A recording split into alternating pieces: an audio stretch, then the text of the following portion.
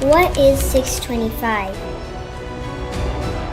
Episode 5, Intervention of Communist Chinese Forces and the Great Battle of the Changjin or Chosin Reservoir. Then how come we do not unify? Before the Korean and UN forces reached Pyongyang, Kim Il-sung had already escaped to China.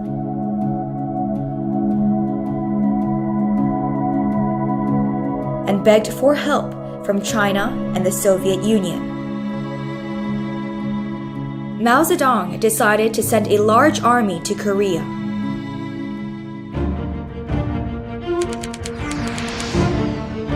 The Chinese sneaked into Korea, hiding during the day and moving only at night to avoid the UN's detection. The Chinese were poorly equipped, with half of them not even having enough uniforms and rifles. The Chinese had a lot of people and used human wave tactics, thereby sending wave after wave of human attacks. The South Korean and UN forces were forced to retreat in tears. If it were not for the Chinese, we would have been unified. How did the Korean and the UN forces fight the communist Chinese? Countless Chinese troops swarmed on our troops, blowing bugles and hitting on gongs.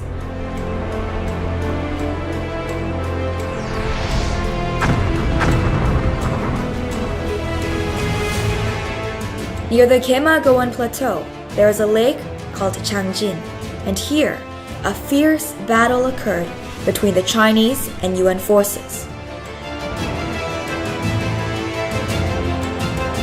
The Chinese surrounded the US Marines, outnumbering the Marines 5-1. Despite these odds, the American troops broke out and reached Hamhung and Hungnam. This is why the Changjin or Chosin Reservoir operation is called the greatest retrograde operation in military history. During this operation, almost 500 Americans were either killed or went missing. The United States is still trying to recover the remains of these men.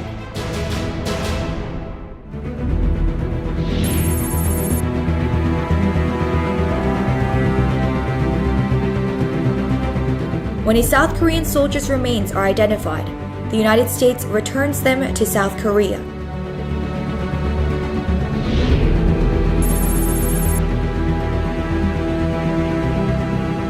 On 23rd of June 2020, the United States returned a group of South Korean remains to us.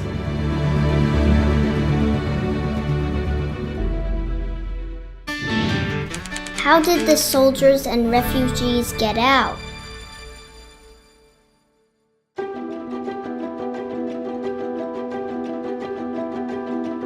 The winter was terribly cold that year.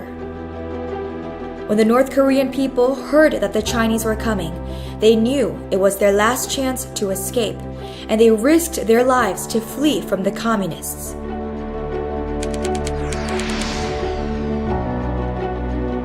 At the docks of Hungnam were 100,000 South Korean and American troops waiting to evacuate because there was no land route available. The enemy had surrounded Wonsan and cut off their escape. A large number of civilian refugees gathered at the docks as well. South Korean General Kim Baek-il and his translator Hyun Bong-hak said, "These refugees welcomed us when we came here to North Korea. And if we leave them, they will be killed for sure. We must take them with us." General Kim further told General Almond, "If the US doesn't take the refugees with them, then the South Korean troops and I will take the refugees and fight our way back south on land. General Almond was moved by these two men and decided to take the refugees with him. A large amount of supplies and materials were thrown into the sea, and thus began the Hungnam evacuation.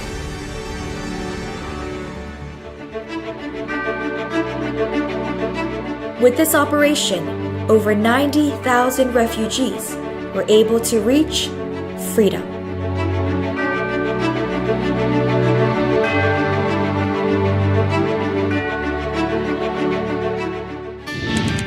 Did the refugees reach South Korea safely?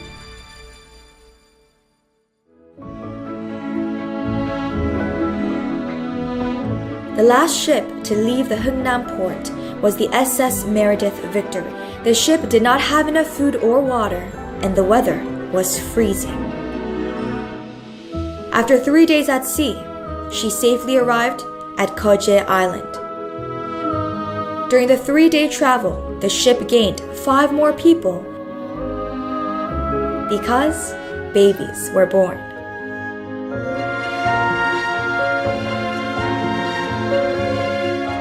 The Americans nicknamed them Kimchi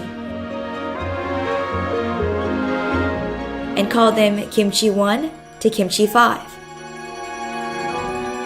That is why people call the Hungnam evacuation the Christmas miracle. In 2004, the Guinness World Records named SS Meredith Victory as the ship that rescued the most people, 14,000.